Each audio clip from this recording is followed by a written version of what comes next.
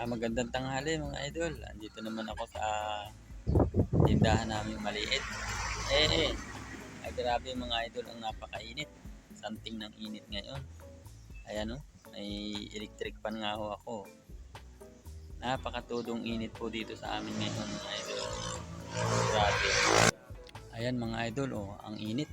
Grabe talaga awiri-wiri. Awiri-wiri ang init.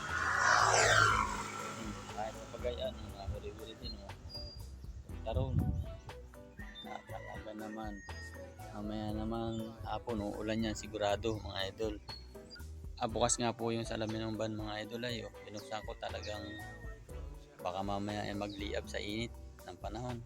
Binuksan ko yung salamin, ayun yung salamin ng bukas. Grabe talagang init ng panahon ngayon. Nakatapat ako dito sa electric fan mga idol. Napakainit. Ingat-ingat po tayo.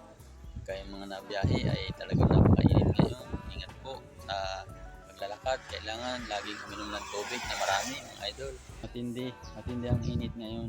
Pero mamaya hapon, babanat ng ulan yan mga idol. Tingnan ko nga yung mag-ina ko doon sa loob kung anong ginagawa mga idol. Yan, papasok na ako sa loob namin. Saan ko yung gate. Tingnan ko kung anong ginagawa ng mag-ina kong dalawa yung sa loob. Ay, nayon pala mga idol. Mga nakahiga o nagsisilpon yung mag-ina ko. Talagang sarap buhay Shout out po mga idol. Ayan. Ganda tanghali po sa inyong lahat. Ayun. Ganda tanghali daw po.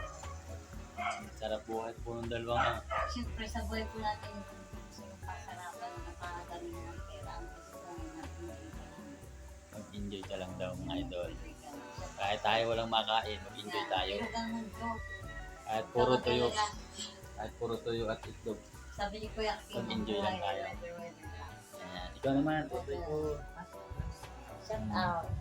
Happy birthday Anika Jane. Happy birthday po. Saka na lang ang bawi-bawi. Sige. Yan po. Ba namin Happy birthday Anika. Talagang mag-aral kang mabuti at para pagdating ng panahon ay magkatrabaho kayo ng maganda. Happy birthday. I love you, Anika. Ayan po ang aking ate Vita na tutulog na. Nagising pa. Nagising pa to sa bangko. Malamig po kasi dito sa bahay ay sa loob kaysa doon sa labas. Sa labas po talaga mga idol, napakainit Santing ang init. Yan, santing ang init. Yung mga manok nga yung nabi sa ilalim ng van. Napakatulong init. Mamaya naman mga idol, uulan yan. Salamat po at magandang tanghali po sa ating lahat mga idol. God bless po.